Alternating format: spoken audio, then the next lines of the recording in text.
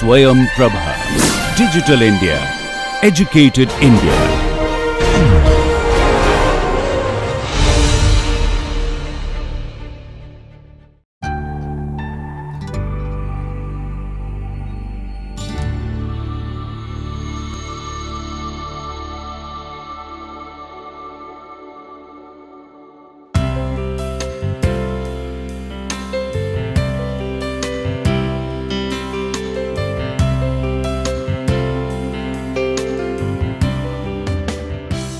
Hello everyone. In the previous class, we discussed about the elastic analysis of the circular tunnel. We saw the stress distribution around the circular tunnel, and also we saw that how the deformations or the displacements are going to occur. That was followed by our discussion on the analysis of the concrete lining, and that was also the elastic analysis. So, today we will start with the elasto-plastic stress distribution around the circular tunnel. And here we will take the help of Tresca yield criterion in order to define the plastic region of the rock. Let us see how we proceed in this direction. This resembles to a problem of circular hole in an infinite plate.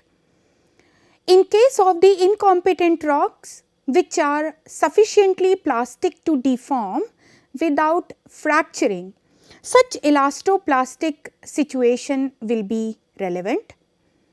Rocks such as shales, phyllites, slates, limestones or dolomite, they exhibit elasto-plastic behavior, especially at high temperature, pressure and depths. So, this figure shows the geometry of the problem. You see that this is what is the ground condition. Here, this is the intact rock, and in this rock you have made the excavation in the form of this circular opening, which has a radius of A. Then, because this rock is in such a way that there is the occurrence of a plastic zone all around this cavity, which is the circular tunnel, and that has been represented by this blue colored curve. It has been assumed to be more or less circular. Why is it so? We will discuss that in detail just in subsequent slides. And the radius of this zone from the center, that has been taken as C. So, the rock which is beyond this boundary, this is in elastic zone, and the rock in between the boundary and the cavity, this is in the plastic zone.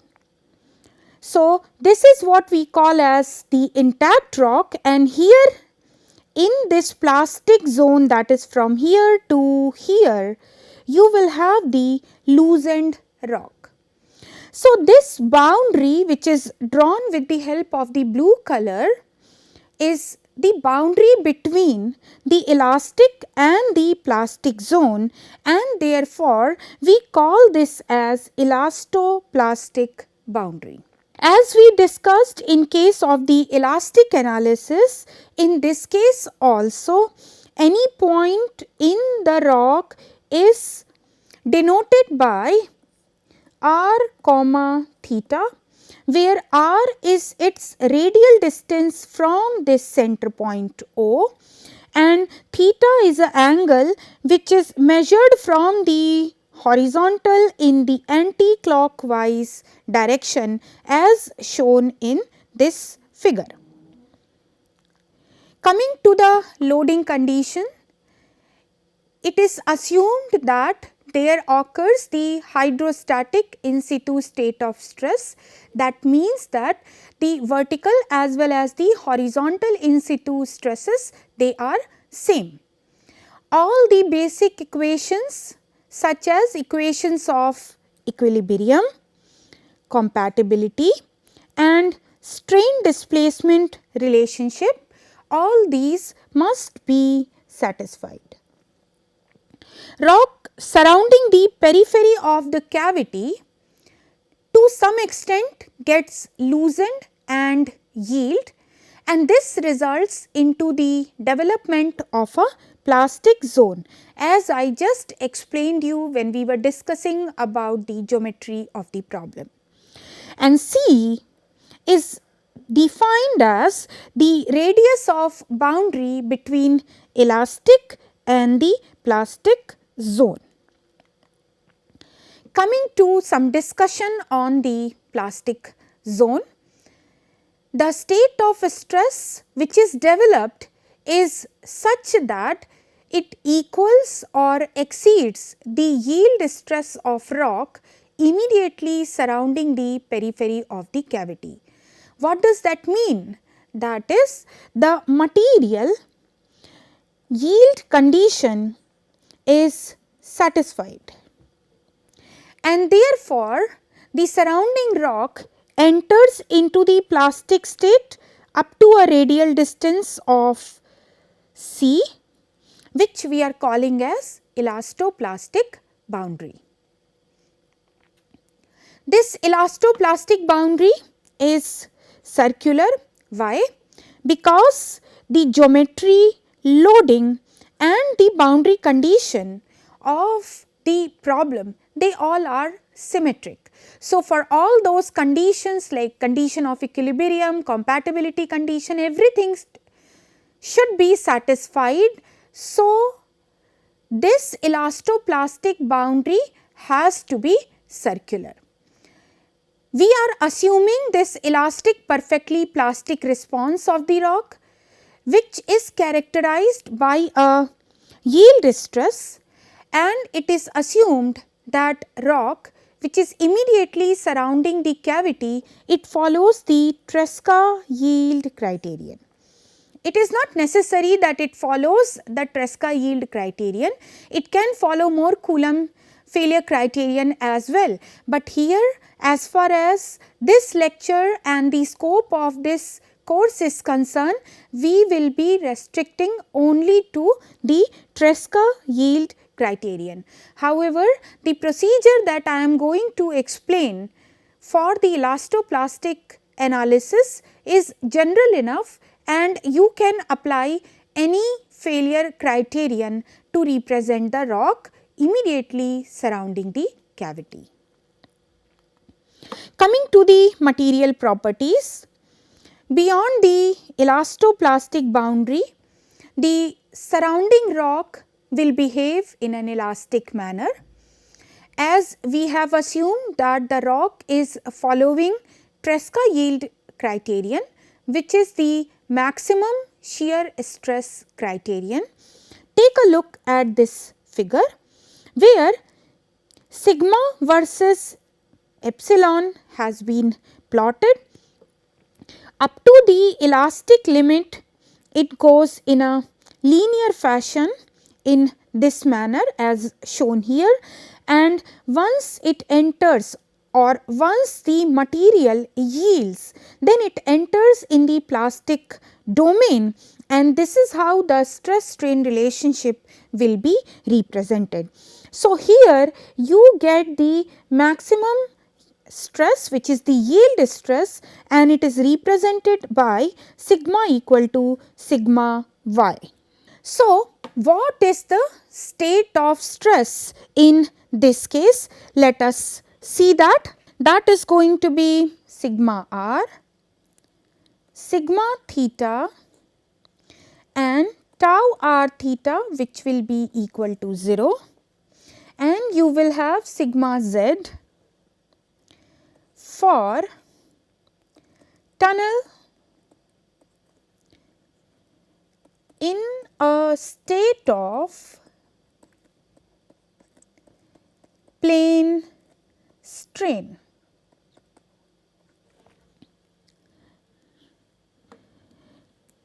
Then in the elastic zone,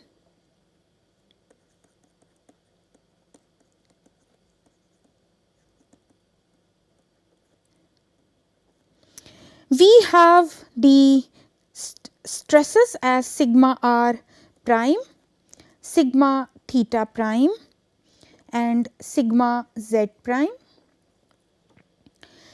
and in the plastic zone these are represented as sigma r double prime, sigma theta double prime and sigma z double prime. Now, what will happen to the yielding condition in the elastic zone is half sigma theta prime minus sigma r prime will be equal to kappa. And when this condition is satisfied, we would say that the yielding is taking place, and then we can write this equation in this form that sigma theta prime minus sigma r prime is equal to 2 kappa. This is equation number 1a. What happens in plastic zone? We will have half sigma theta double prime minus sigma r double prime, that would be equal to kappa. Here it is the yielding which is continuous, or we can write it in this particular form, this equation as sigma theta double prime minus sigma r double prime, this is equal to 2 kappa. This is equation number 1b. Now, what are going to be the equations for the equilibrium in the polar coordinate systems?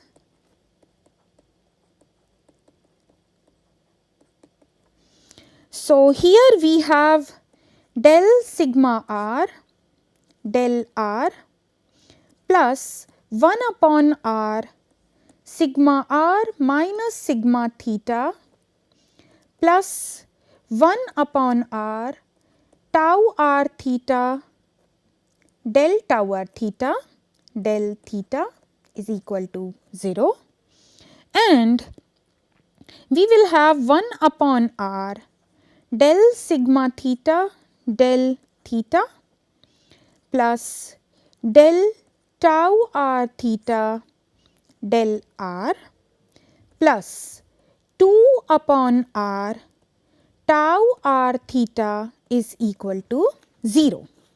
Now, we have seen that since tau r theta is equal to 0 and due to symmetry, no change in the stress which is in theta direction. So, this is going to give me del theta of sigma theta will be equal to 0. So, in the plastic zone, what will happen?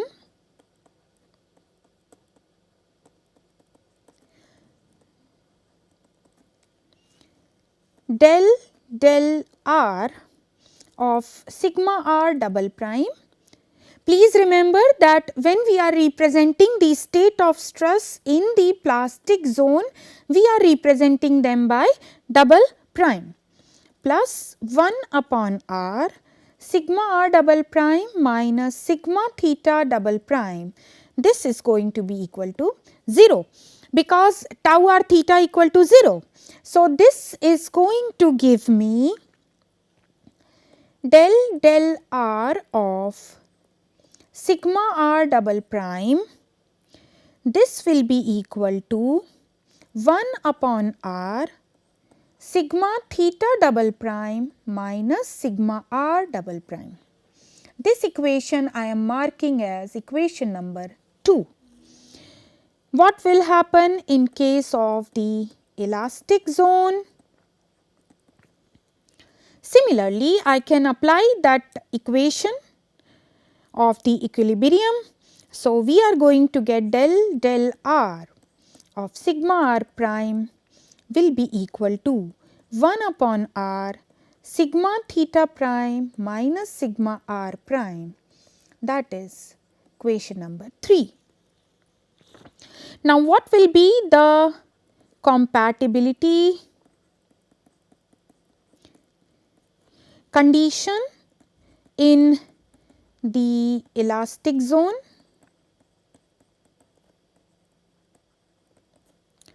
So, that will be given by del 2 del r 2 plus 1 upon r del del r, and this whole operator will act on sigma r prime plus sigma theta prime will be equal to 0. This equation is going to be equation number 4. Now, these equations of equilibrium and the compatibility equation are to be satisfied subjected to boundary condition of the problem. So, we have here boundary conditions. So, take a look at this figure. This boundary, that is at r equal to a, it is the free boundary because here excavation has taken place. So, this is the boundary of the cavity. So, therefore, what we will have here is that sigma r double prime will be equal to 0.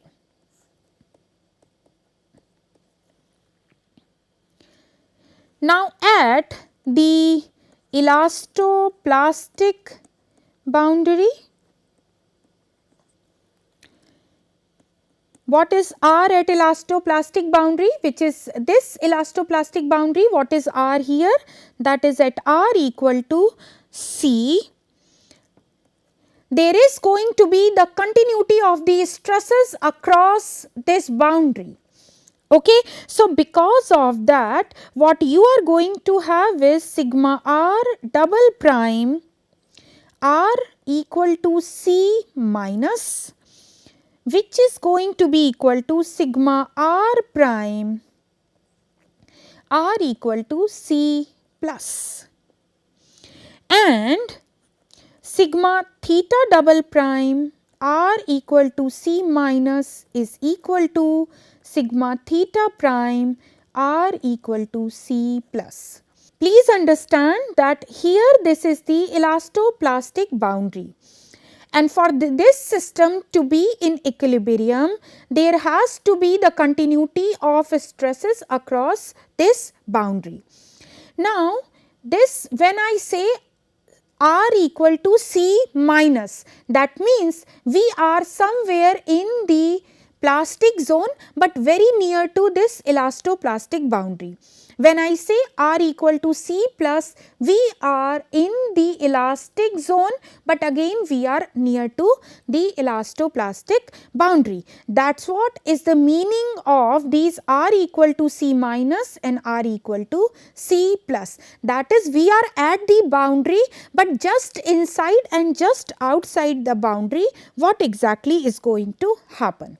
So, this equation I am calling as 5b. Why we are writing for r equal to c minus sigma r double prime? Because when r equal to c minus, we are in the plastic zone, and in the plastic zone we are representing the state of stresses with double prime. Now, The next boundary condition is that at sufficiently large distance from the periphery of the cavity, what will happen? What does this mean? That I say that R is tending to infinity. We have seen in case of the elastic analysis that at R tending to infinity, the stresses are going to be equal to the in situ stresses. So, that we can write as that sigma R prime R tending to infinity will be equal to sigma theta prime at R tending to infinity, which is equal to P. Make this equation at 5C. When I say R tending to infinity, essentially this is going to be in the elastic zone, and therefore the state of stresses are being represented by single prime. This P is the applied hydrostatic stress. What is A? This is the radius of the cavity, and C is the radius of boundary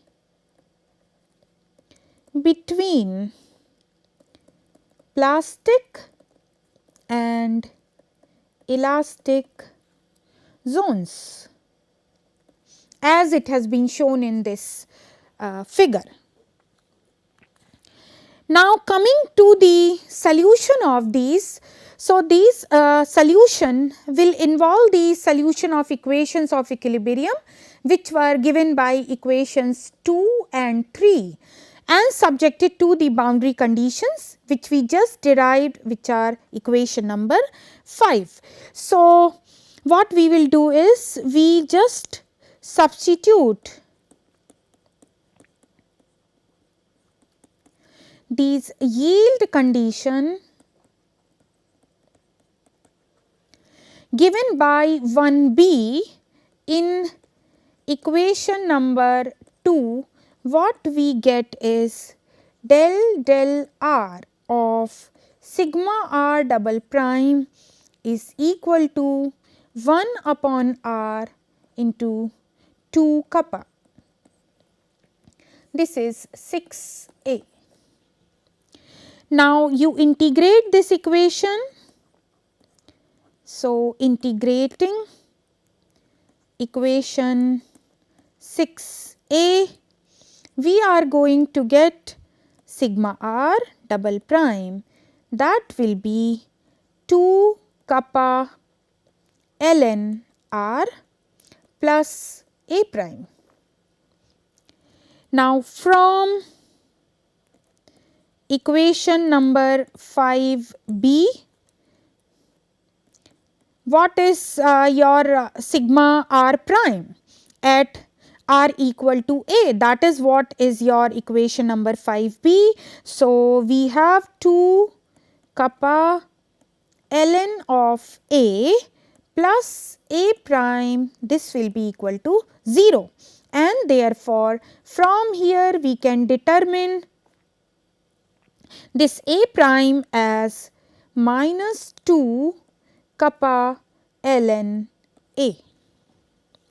Now, substitute it here in this expression, and what you will get is sigma r double prime will be equal to 2 kappa ln of r upon a, because this minus sign will make this a to the power minus 1, and this term can be combined. So, this equation I am making it as 6. Now, I substitute this equation number 6 in equation 1b. So, we will be getting sigma theta double prime is going to be 2 kappa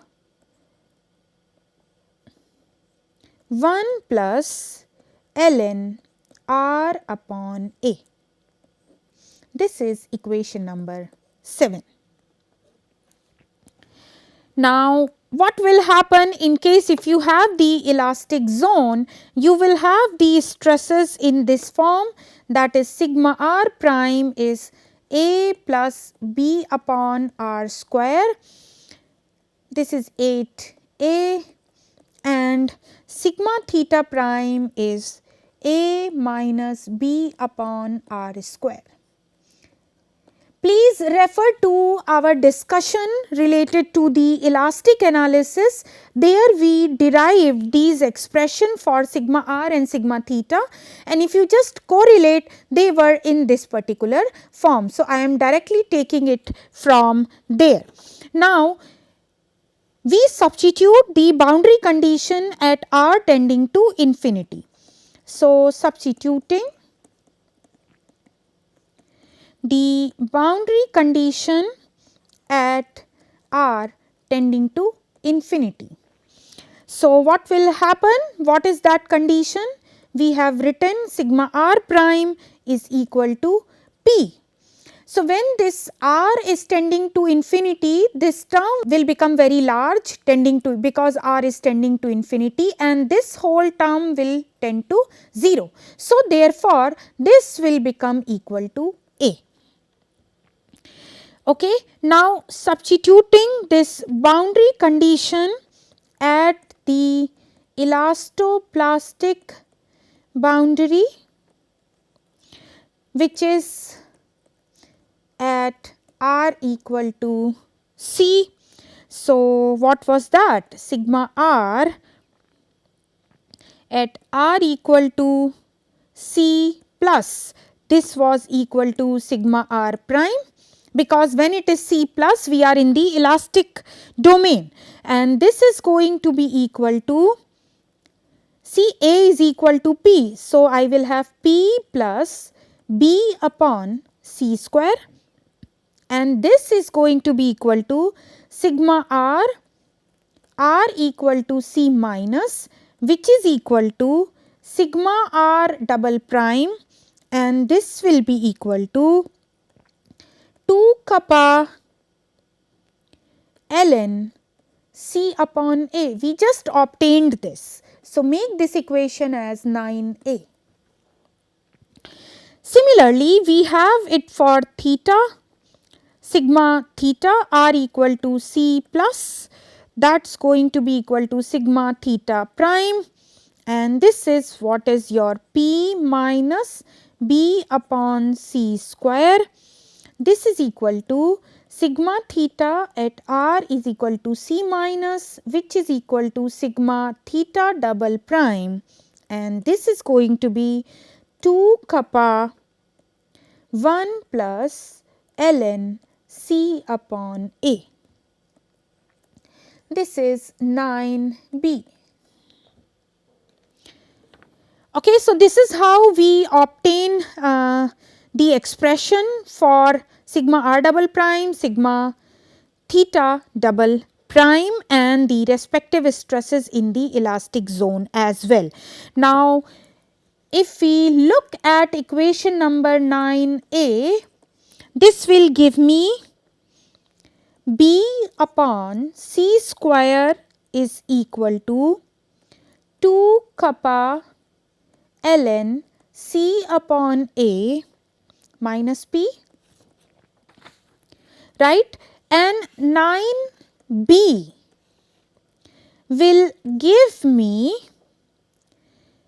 p minus 2 kappa ln c upon a plus p, that is going to be 2 kappa 1 plus ln C upon A. Or what we will have, see throughout this 2 will get cancelled because this P and this P will make it 2P. So, ultimately we will have P minus kappa ln C upon A is equal to kappa 1 plus ln C upon A. So, from here we can write that P upon kappa is equal to 2 ln C upon A plus 1, or I will have 2 ln C upon A is equal to P upon kappa minus 1, and this also can be written as ln C upon A, that is P minus kappa upon 2 kappa, and from here I can get C is equal to A exponential of this quantity, which is P minus kappa upon 2 kappa. So, this is how the radius of this elasto-plastic boundary is obtained in terms of the other quantities.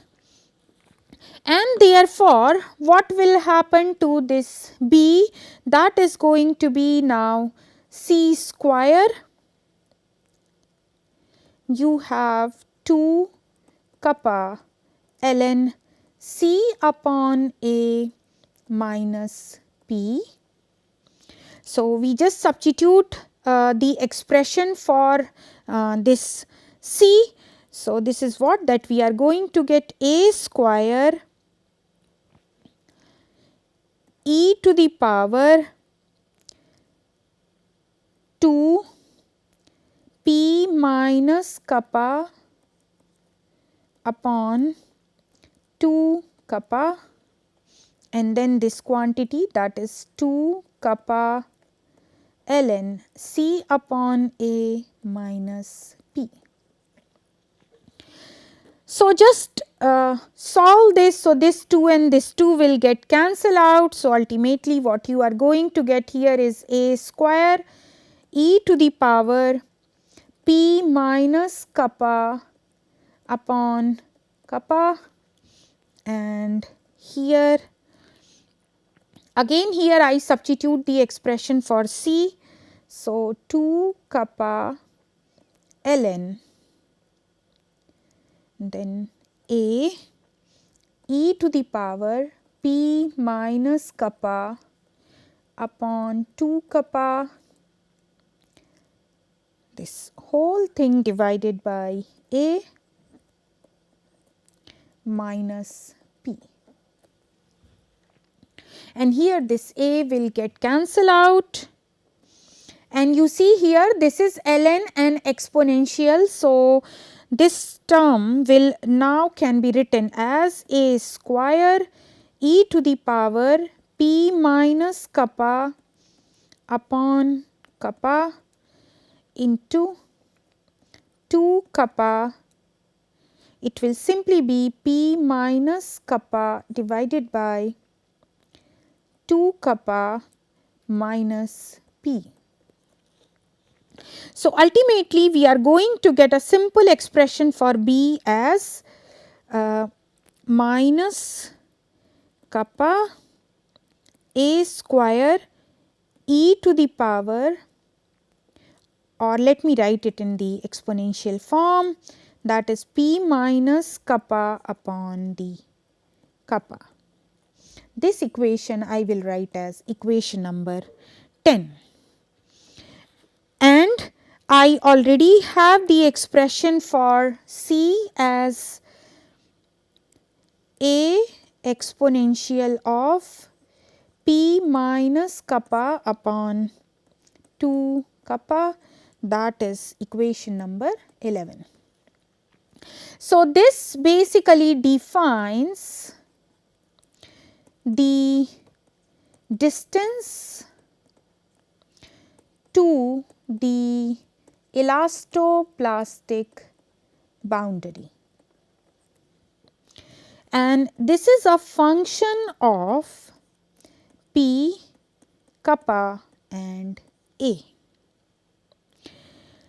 So, this yield shear stress, which I am representing by this kappa, will be some fraction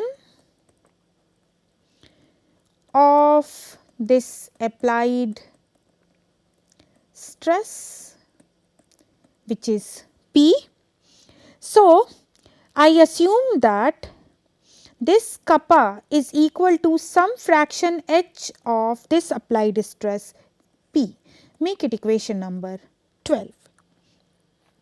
So, for tunnel to be in a state of plane strain, remember we are doing this derivation for this situation, this sigma z prime will be equal to nu times sigma r prime plus sigma theta prime, and sigma z double prime is going to be equal to 0.5 times sigma r double prime plus sigma theta double prime. Now, why this 0.5? That in the plastic state your material becomes incompressible, and you know that for an incompressible material nu can be taken as 0.5. So, let us try to write the complete solution here. First I write in the plastic zone, that is A less than or equal to R less than or equal to C. Your sigma r double prime is given as 2 kappa ln r upon A. Sigma theta prime is 2 kappa 1 plus ln r upon A.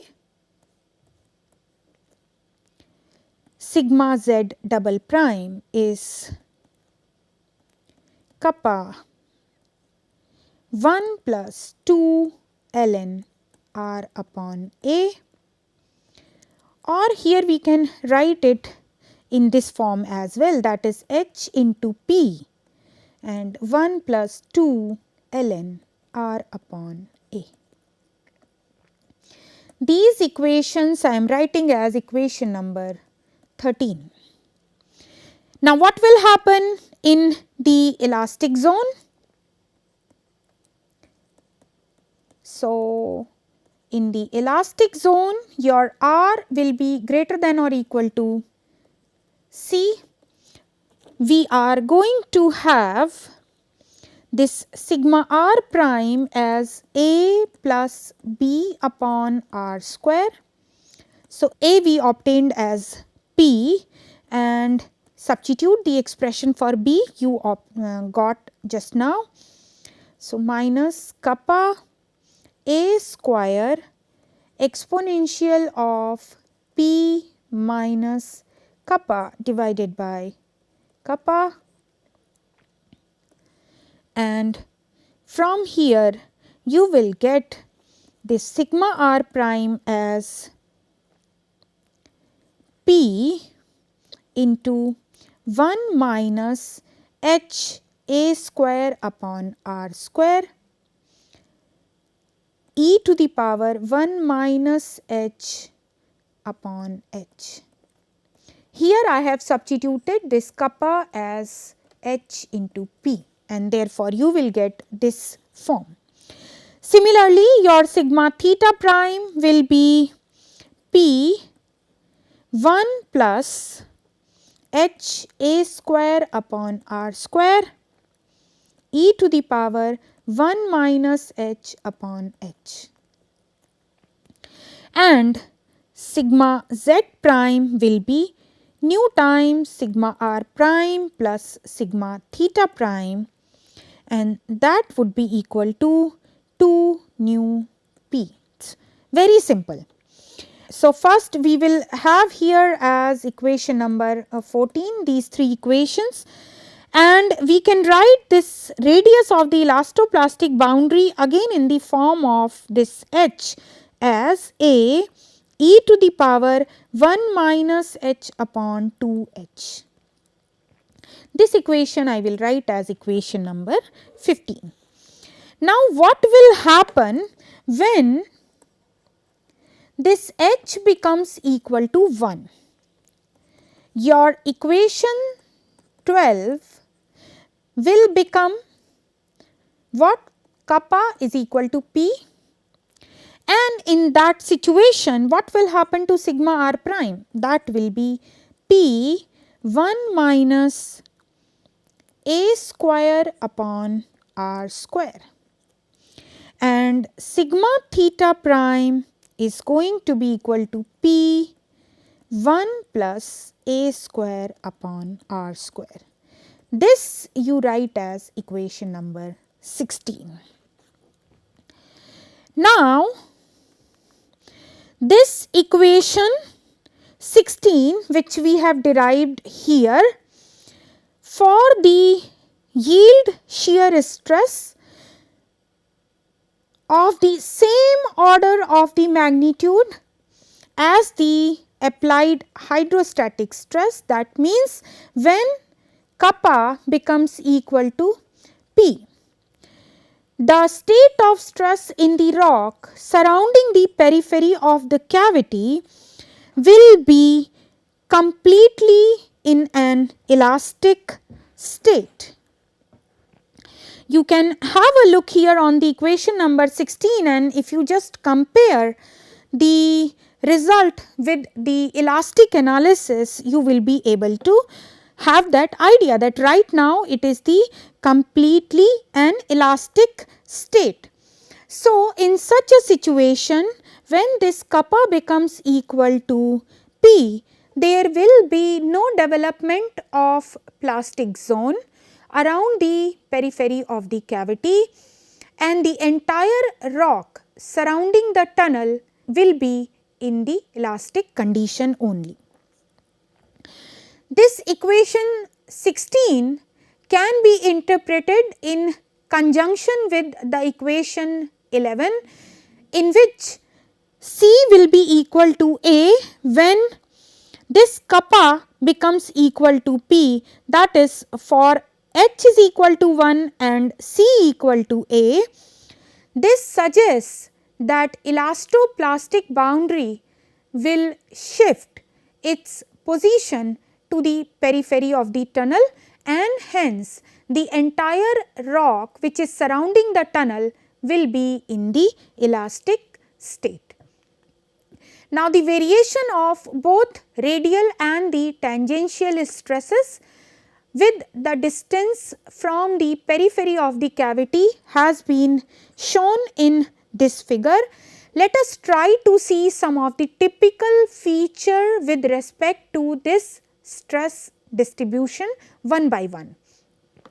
So, here we are taking 4 cases, 1, 2, 3 and 4. The first case corresponds to when H is equal to 0.2, second case is for 0.3, third is for 0.4, and in the fourth case H will become equal to 1. You can see here that it is written. So, when this is the fourth case, as we have seen, this is going to be fully elastic situation. So, as the magnitude of the yield shear stress increases. That means for these three values you can see as this is increasing from 0.2 times P to P. The radius of elasto-plastic boundary or the extent of the plastic zone around the periphery of the cavity reduces, because when it is equal to 1 we have seen that it is going to be completely elastic. And that is also shown here that C by A, in the first case you can see that it is quite large, which is let us say about 7.3 something here. Then in case of C by in case of the second case, that is when H is equal to 0.3, it is further reducing, and when this is increased to 0.4, that is H is increased to 0.4, this is further reduced to somewhere close to 2, and when you have the fourth case, obviously this is going to be equal to 1. So, at the periphery of the cavity, what does that mean? That is R is equal to A. So, this ratio R by A equal to 1, and then you can see that here this axis we are plotting R by A and here it is sigma by P. So, this is what is R by A equal to P. So, we move along this line if you want to see what is the situation at the periphery of the cavity. So, take a look here that this stress concentration factor which has been plotted on this axis, it increases from 0.4 to 0.8 as the ratio of yield stress to the in situ stress, that is kappa upon P, which is equal to H, is being increased from 0.2 to 0.4. So, you see that for the first case here H is equal to 0.2. So, this at the tunnel periphery the stress concentration factor is 0.4. And for this case when H is equal to 0.3, it increases to 0.6 and further increases when you further increase this H to 0.4 and it increases to 0.8. So, some of these salient features you must keep in mind. Now, even though the stress concentration factor at the boundary of the opening is less than 1, we have seen that it is 0.8, 0.6 or 0.4. The tangential stress at the boundary, when I say tangential stress means I am talking about sigma theta. This sigma theta is less than the in situ hydrostatic stress, which is P. The tangential stresses in the rock beyond the elasto-plastic boundary, they are always higher than the corresponding stresses if the entire rock mass were to be elastic. Try to understand this. If the entire rock mass were to be elastic, this is what is the variation of sigma theta with R by A. See, this is the fourth case. Now, take a look at these respective curves beyond these respective dotted lines. In all the cases, the state of stress beyond this is more than what it was in case of the elastic. So, you see that you drop a line here, state of stress here is more than the state of stress corresponding to the elastic state. So, the initial existing in situ stress gets redistributed in such a fashion that more amount of stress is borne by the elastic rock and lesser stress is left out in the plastic zone. The advantage of this is that if the tunnel is to be supported by an appropriate support system, that support system would be subjected to the lesser load. What happens? All around the periphery of the cavity in the surrounding rock, there occurs the loosening of the rock, and this provides an advantage as far as the economy in the design of support system is concerned. Now, as the rock immediately surrounding the cavity, it enters into the plastic state. Boundary of the opening can deform plastically. These deformations are always going to be higher than the corresponding deformations if the entire rock were to be in the elastic state. That is the reason why stress concentration factor at the boundary of the opening becomes less than 1. Now, this is the typical variation of sigma r and sigma theta at the elasto-plastic boundary. See, this one is for the variation of sigma r at the elasto-plastic boundary, and this is for the sigma theta, while in case of the elastic state, this is the variation for sigma r and this is the variation for sigma theta. Here on the x axis you have C upon A, and on y axis you have the stress concentration factor as sigma upon P. And then one curve has also been shown for this the variation of kappa upon P. You can see here that it is the kappa upon P, that is, this is H. So, that has been shown and it will vary from 0 to 1, and the variation of this has been shown with respect to this C by A by this plot. So, this is what that I wanted to discuss with you as far as the elasto-plastic stress distribution around a circular tunnel is concerned. We could see some of the typical features from this analysis, which was based upon the Tresca yield criterion. So, in the next class, we will learn about some of the failure modes and mechanism in case of the underground excavation. Thank you very much.